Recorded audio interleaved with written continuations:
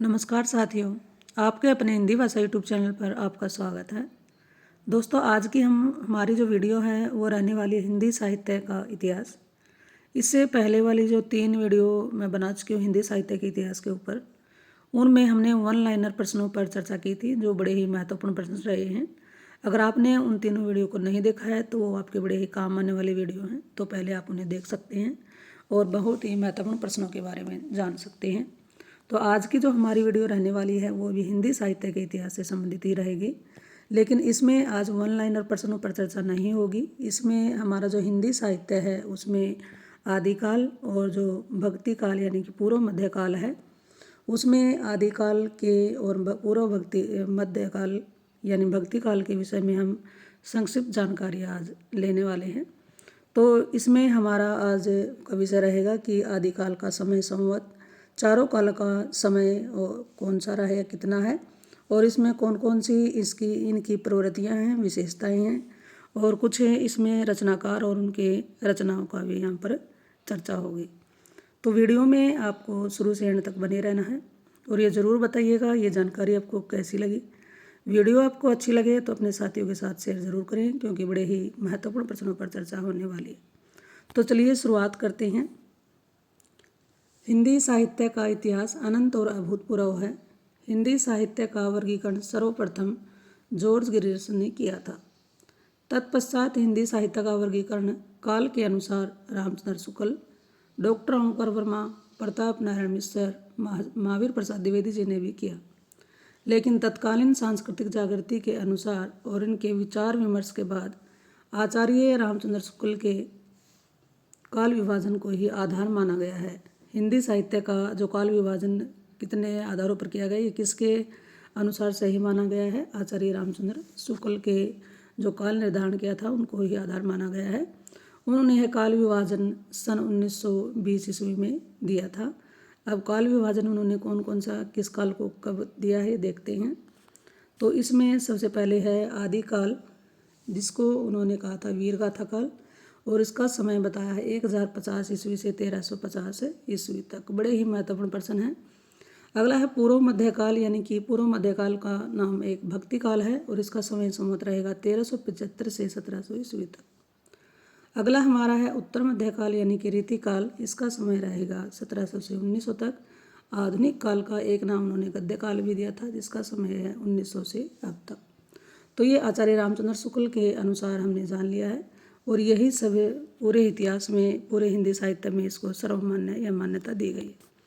अब आगे हम बात करते हैं कि हिंदी आदिकाल, वीरगाथा काल यानी आदिकाल में कौन कौन सी प्रवृत्तियाँ रही हैं, कौन कौन सी इसकी विशेषताएं हैं, इनके बारे में भी प्रश्न आ जाते हैं। तो आदिकाल का साहित्य राजनीतिक दृष्टि से पतनोन्मुख था, पतन की ओर जा रहा था। सामाजिक दृष्टि से दीनहीन तथा धार्मिक दृष्टि से असंतुलित था। इस काल के कवियों की कृतियों में आश्रयदाताओं की प्रशंसा, ये उनकी क्या है, प्रवृत्तियाँ हैं, विशेषताएं। आश्रयदाताओं की प्रशंसा है, युद्ध का सजीव चित्रण है, संकुचित राष्ट्रीयता की भावना नहीं थी, वीर और श्रृंगार रस से ओतप्रोत यहाँ पर रचनाएं मिलती हैं। तथा यह आदिकाल में अधिकतर जो रचनाएं हैं वो क्या हैं, अप्रमाणिक और ऐतिहासिकता का इसमें अभाव था। अब चलिए आगे की ओर बढ़ते हैं। अगला हमारा है आदिकाल की प्रमुख कृतियाँ और उनके कृतिकार। तो देखिए, सबसे पहले हमारी रचना है संदेश रासक। इसके रचयिता हैं अब्दुल रहमान। हमीर रासो सारंगधर, राम रासो माधव दास चरण, बुद्धि रासो गजल है कवि, देलहन किसकी है, ये है सुकुमाल की। तो ये रचना ये पूछ लिया जाता है इन रचनाओं में से कि बताइए ये रचनाएं कौन से काल की हैं, तो हमें याद रखना है ये रचनाएं हमारी आदिकाल की हैं। अगला है विजयपाल रासो नल्लहर सिंह, रणमल छंद ये श्रीधर। उसके बाद नरपति नाल है बिसलदेव रासो की रचना। पृथ्वीराज रासो है चंद्रवरदाई। कीर्तिलता और कीर्ति पताका विद्यापति की हैं। कवियत कहा ये धनपाल की है, कवियत नहीं भविष्यत कहा है धनपाल की। पयोम चरु ये किसकी रचना है, स्वयंभू की रचना है। अब आगे देखिए, जय मयंक चंद्रिका किसकी है, मधुकर कवि। स्थूलीभद्र, स्थूली स्थूली मदररास ये रचना किसकी है? जिन परव सूरी की रचना है। ये रचना किसकी रहने वाली है? जिन धर्म सूरी की।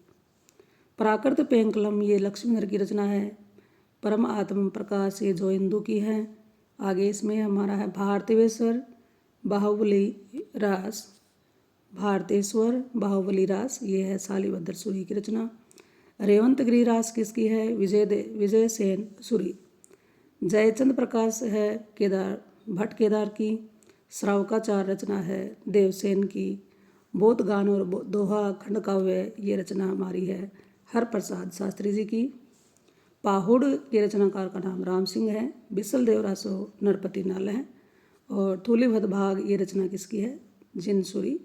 जिन धर्म सूरी की। तो ये हमने आदिकाल और आदिकाल का समय संवत इसकी संक्षिप्त जानकारी ली है। इसमें हमने जान लिया है कि इसका समय कौन सा है और आचार्य रामचंद्र शुक्ल ने सही समय किस काल को कौन सा समय दिया है, और ये जान लिया है कि इसमें आदिकाल में किन किन प्रवृत्तियों को देखा गया है, कौन कौन सी इसकी विशेषता रही हैं। चलिए अब बात कर लेते हैं पूर्व मध्यकाल का संक्षिप्त परिचय ले लेते हैं। देखिए सबसे पहले भक्ति काल का साहित्य अपने आप में क्या है? विशिष्ट है। इसे हिंदी साहित्य का स्वर्णकाल कहा जाता है।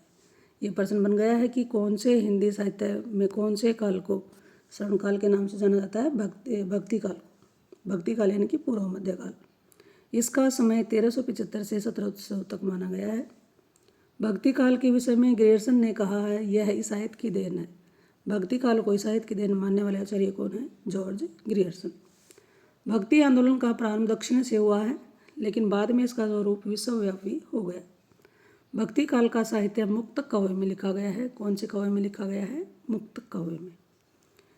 इस काल में भक्ति परक रचनाओं के साथ साथ निर्गुण ब्रह्मा की उपासना पर बल दिया गया है। और इसमें क्या क्या इसकी विशेषताएं रहेंगी? इस काल की वात्सल्य रस इसी काल की क्या है? देन है। सबसे पहले वात्सल्य रस का प्रयोग किस काल में किया गया था? भक्ति काल में।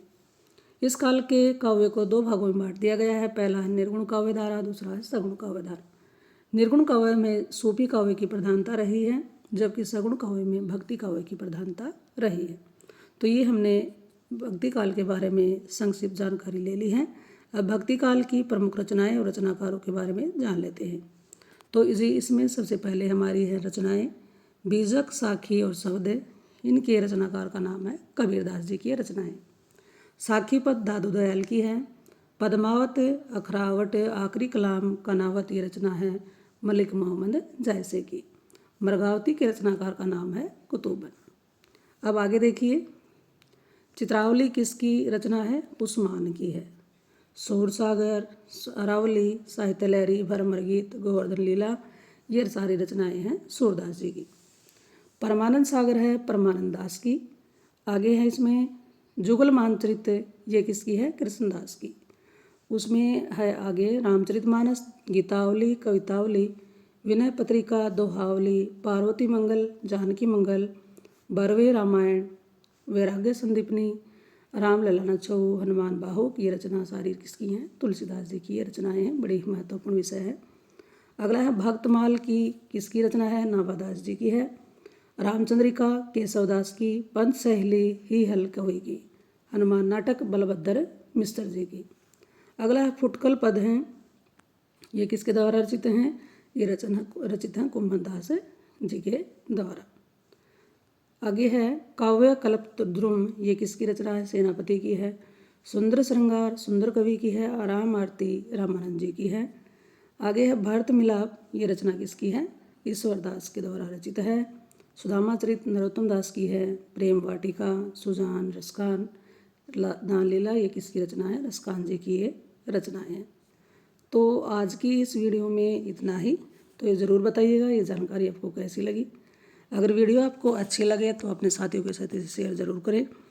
वीडियो को लाइक करें और चैनल पर आप पहली बार आए हैं तो इस चैनल को सब्सक्राइब कर लें। फिर मिलते हैं एक और ऐसे ही नई वीडियो नई जानकारी के साथ।